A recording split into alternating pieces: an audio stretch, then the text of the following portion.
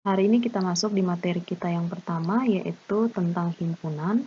Adapun hal-hal yang akan kita pelajari ke kesempatan ini tentang himpunan, yaitu pengertian dari himpunan itu sendiri, notasi, bagaimana menyatakan himpunan, diagram Venn, hubungan antara himpunan, macam-macam himpunan, operasi dan sifat-sifat pada himpunan itu sendiri.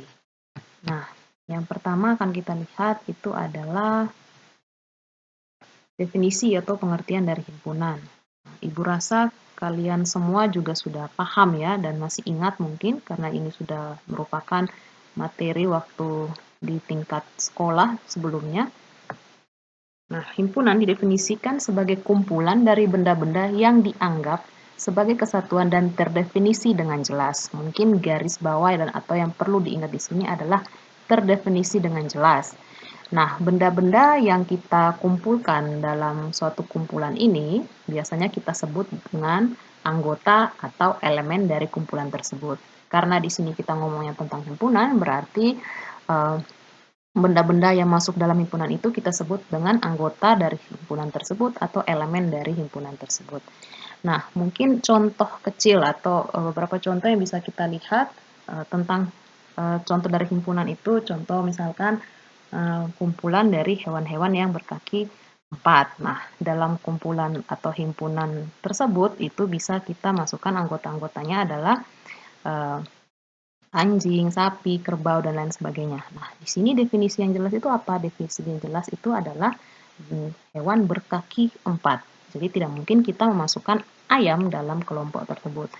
Nah, contoh yang bukan himpunan, misalkan himpunan gadis yang berparas cantik.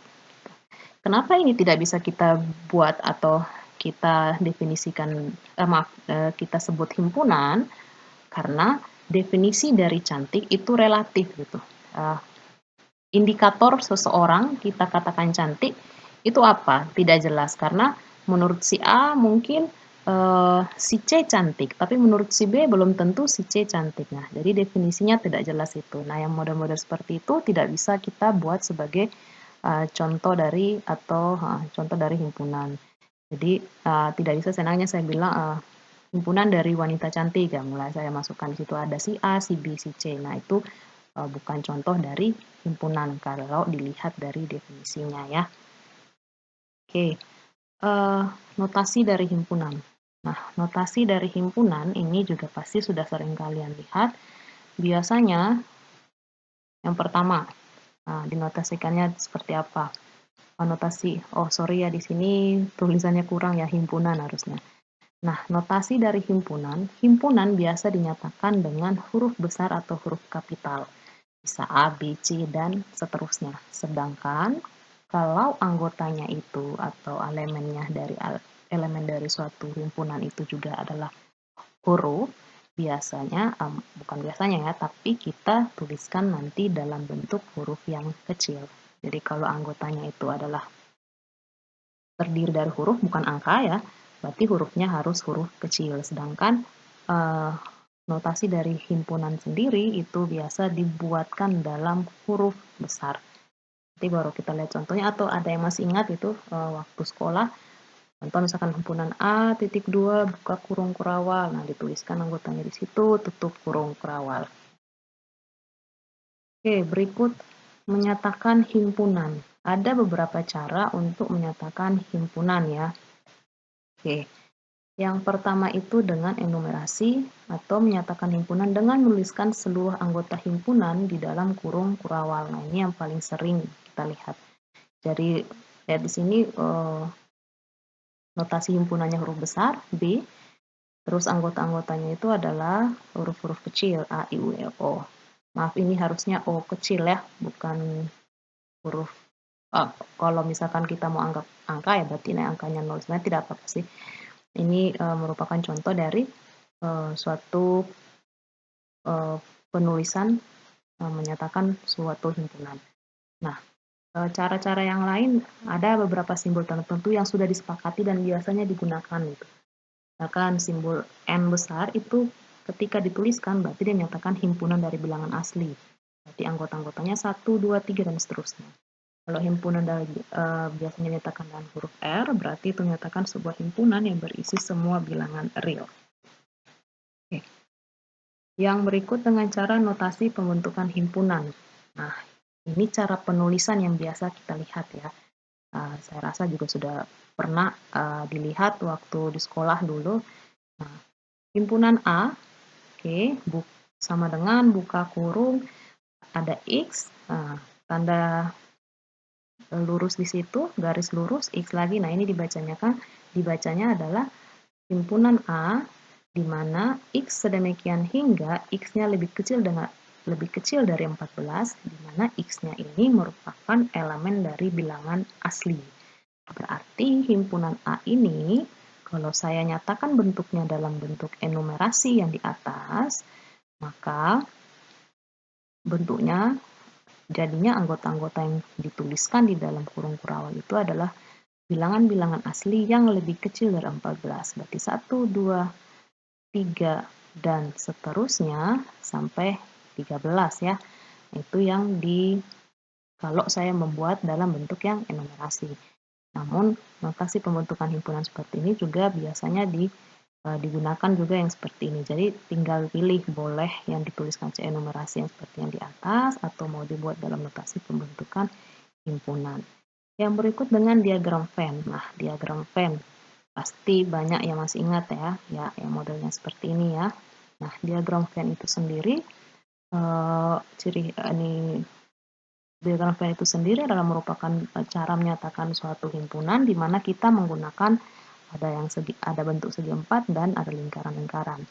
Nah, segi empatnya itu digambarkan untuk himpunan semestanya, himpunan yang paling besar itu kan, himpunan pembicaraan kita. Sedangkan yang kecil-kecil lingkaran-lingkaran itu menyatakan himpunan-himpunan yang ada dalam himpunan semesta itu. Nah, modelnya seperti ini contohnya.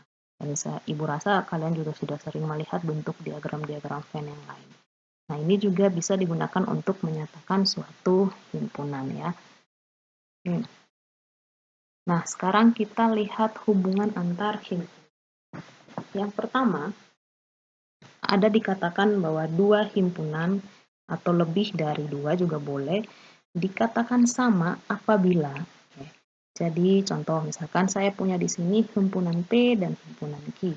Himpunan P dan Q dikatakan merupakan himpunan yang sama apabila dua himpunan tersebut memiliki anggota-anggota yang sama.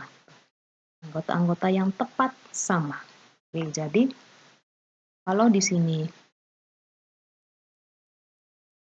di himpunan yang pertama, himpunan P ini di anggotanya adalah H, E, A, R, dan T.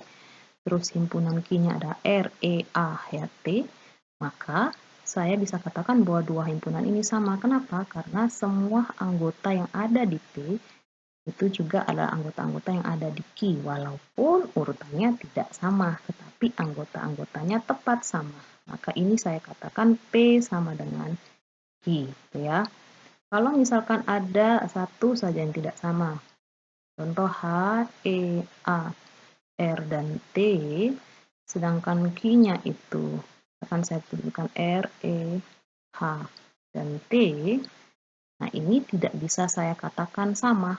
Kenapa? Karena anggota yang ada di P itu at least atau paling sedikit ada satu yang tidak ada di Q. Maka yang contoh seperti ini, P tidak sama dengan Q karena tidak tepat sama. Jadi anggotanya yang sama.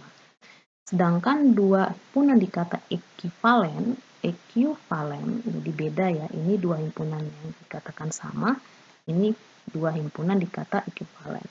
Dua himpunan dikata ekivalen apabila dua himpunan tersebut memiliki banyak anggota yang sama. Jadi, kalau mau dibilang jenis atau macam dari anggotanya tidak perlu sama, misalkan satunya huruf, satunya angka, atau apapun. Yang penting, banyaknya anggota itu sama. Sini lihat, himpunan P, H, E, A, R, T. Banyak himpunannya ada berapa? 1, 2, 3, 4, 5. Himpunan Ki, anggota-anggotanya adalah 1, 2